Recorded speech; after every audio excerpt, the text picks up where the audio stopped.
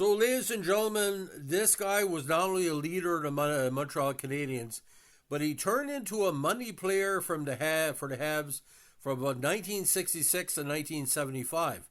A lot of people kind of made comments. I did a podcast on the 73 Stanley Cup between Chicago and his Montreal Canadiens, saying how old he looked in 73. Well, he played all the way to 75, and don't let the gray hair give it away, because just like an old lion taking the meat from a bunch of fucking hyenas, he was like that. Now, Henri Richard, the pocket rocket, basically was not in the shadow of his brother for that long.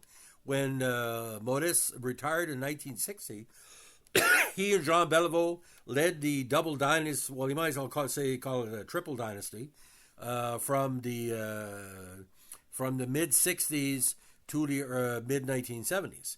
Now, the Habs won a Stanley Cup in each of Henri Richard's first 5 seasons, the longest championship streak in NHL history. Maurice Richard retired after the last of these 3 titles in 1960.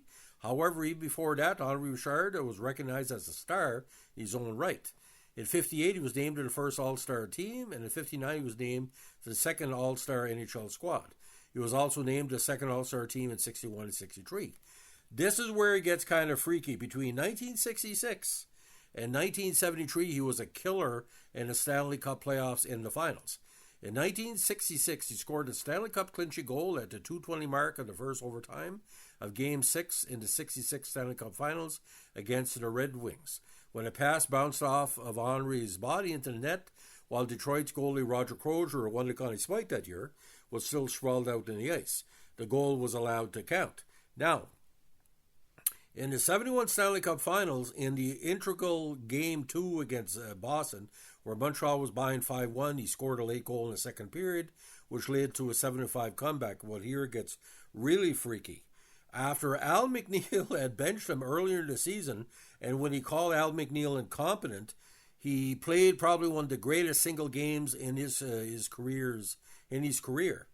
After Jacques Lemaire scored from half ice to make it 2-1 for Chicago, after Chicago took a 2-0 lead on a Danny O'Shea goal, he scored the game-tying and Stanley Cup winning goals in Game 7 against the Blackhawks. Now, the game-winning goal was you were basically hold a player off type of thing, and he gave a flip shot past Esposito. Where here it gets freaky again. In 1973, in Game 6 in Chicago, in one of the highest-scoring series of all time, Montreal was behind 2-0. Chicago was dominating the game. What does Richard do? He scores a goal, which leads to a 6-4 comeback. Now, like his older brother, Henri Richard was an outspoken player, especially in regard to perceived discrimination against French-Canadian players. However, when Maurice was threatened with severe discipline on more than one occasion for his activism, the Quiet Revolution began in earnest in the years following the Rockets' retirement. This compelled Anglophones to take Francophone grievances much more seriously.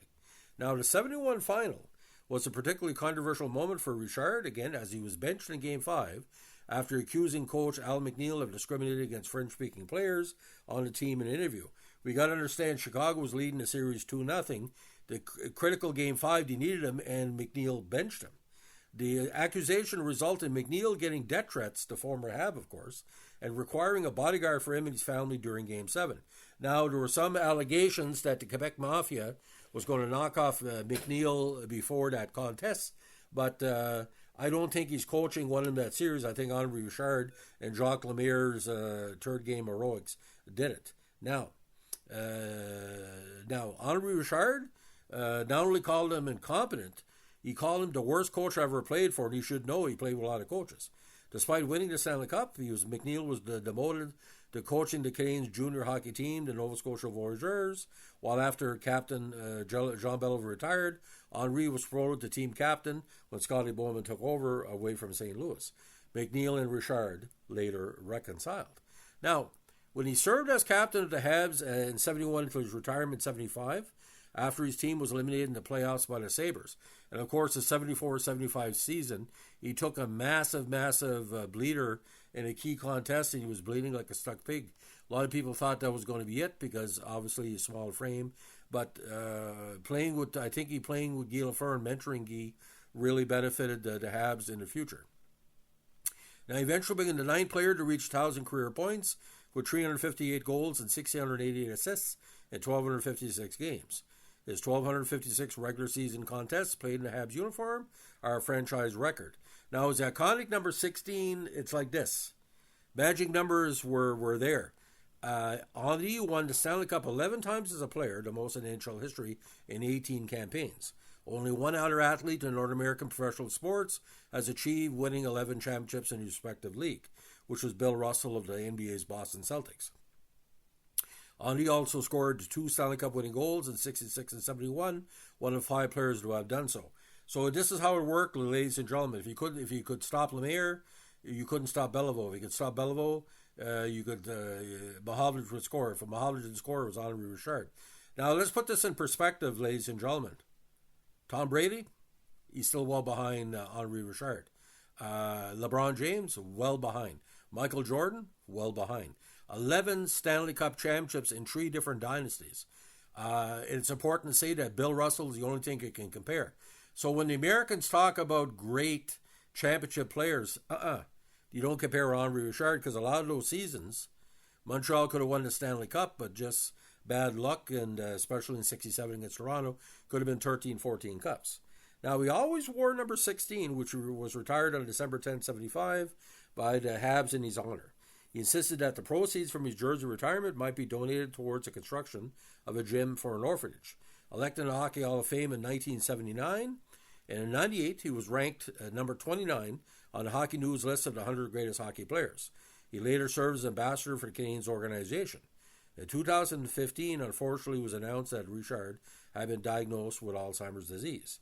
When he died 5 years later, at the age of 84, it was because of complications of disease in Laval. Now, Richard's son Denis revealed that he had been possibly diagnosed with stage 3 chronic traumatic encephalopathy, which is, of course, concussion syndrome. Played most of his career without a helmet. Ladies and gentlemen, career stats, unbelievable. When he played with the Montreal Junior Canadiens, he was a goal scorer. He had 56 goals in 1954. With the Habs, ladies and gentlemen, winning 11 cups, he never scored more than 30 goals a season. Okay? Would take the occasional penalty, but like I said, from 1956 to 1975, he scored 19, 18, 28, 21, 30, 24, 21, 23, 14, 23, 22, 21, 19, 15, 16, 12, 8, 19, and 3. But here are the goals, ladies and gentlemen. In the postseason, he scored 49 goals in 180 contests. So every goal he scored was big. Now, he didn't play in the 62 playoffs due to injury, and didn't play in 1970 because Montreal didn't make the postseason. Now, 9-time All-Star, Bill Masterson Memorial Trophy winner in 74, first-team All-Star in 58, second-team All-Star in 59, 61, 63. But get this, ladies and gentlemen, the 3 dynasties, I'm calling it because 71, 73 was the later dynasty, 56 to 1960, 65, 66, 68, 69, which I call a second dynasty, and then 71 and 73. He could easily win in 75, but the French Connection knocked him off. Now, there was an indication, ladies and gentlemen, that he was going to be made a senator like Frank Mahovlich. Didn't come about. But Maurice Richard, ladies and gentlemen, as good as he was, Henri was a different type of player. Where Maurice was the goal guy, Henri was basically the team leader. No matter what he did, a point-a-game pace, he was always doing something important. The big goal, like Maurice was a money player, yes, but Henri was a different type of player altogether. And if I was going to start a hockey team, that I couldn't pick Maurice Richard, the first person I would pick was Henri. You look at 1971, what he did in response to Al McNeil. You look what he did in Game 6 against Chicago in 73, scoring that key goal. And he wasn't like a blackguard. He would never basically draw too much attention to himself. I think basically he gave up goals, and his defensive game was tremendous. Before Bob Gainey, there was Henri Richard. And like I said, this guy over 1,000 minutes and penalties too as well. He wasn't scared to... almost had 1,000 minutes and penalties regular season, and combined he had over 1,000. But Amazing, ladies and gentlemen. And like I said, he sometimes dropped the gloves a little bit time. So it was all altogether interesting. So, ladies and gentlemen, when the guys, there's two people went on the channel, say Henri Richard looked old in 1973. Well, yes, he was old. Okay, he was 37 years old in 1973. He could have played another 3 or 4 years. I think he could, but I think the wear and tear got to him, and like I said, from what my sources are saying, the chronic headaches were getting to him. Of course, his last goal was in the playoffs in the 75 postseason when he bet Vancouver, then later lost to Buffalo in 6 games. But, I mean, the NHL, the Montreal Canadiens of 71 and 73 have to be seen to be believed. The youngsters coming in and the veterans, you look at the John Ferguson, Belleville team of 71, J.C. Tremblay, then Robinson arrived, Steve Shutt, and later on Bob Gainey. Gainey played with Richard as well, and Guy Lafleur too as well. That's just amazing. The glorious ones, ladies and gentlemen, there's a million stories. So if you're only finding out now that Henri Richard is the most decorated athlete of all time besides Bill Russell, where the fuck have you been all your life? Just because the United States media writes the majority of stuff doesn't make it true. Henri Richard is the best money player and the best title player of all time. There is no doubt. Jean Beliveau's a close second. Bill Russell, to me, is third. Bill is a tremendous player. But what he did for Montreal, and culturally speaking, nobody says Bill Russell represents a culture. They don't say LeBron James represents the NDP, the Liberals Conservatives in Canada. Him and his brother, Maurice, were Quebec sports for many years. Inspired literally millions of Quebec athletes. When you heard about a Quebec athlete in 1950s and 60s, the two Richard boys, but then it became figure skaters like, long track like Gaetan Boucher, the short track, the freestyle skiers, the skaters, all kind of different stuff. The swimmers, the biathletes is tremendous. And again, Henri Richard. If you're a Chicago Blackhawks fan and you hear the words for Henri Richard, please don't get too scared. You never did that intentionally. You just were the team playing in front of him. So that's the short story of Henri Richard. His last decade of dominance as a money player in the NHL.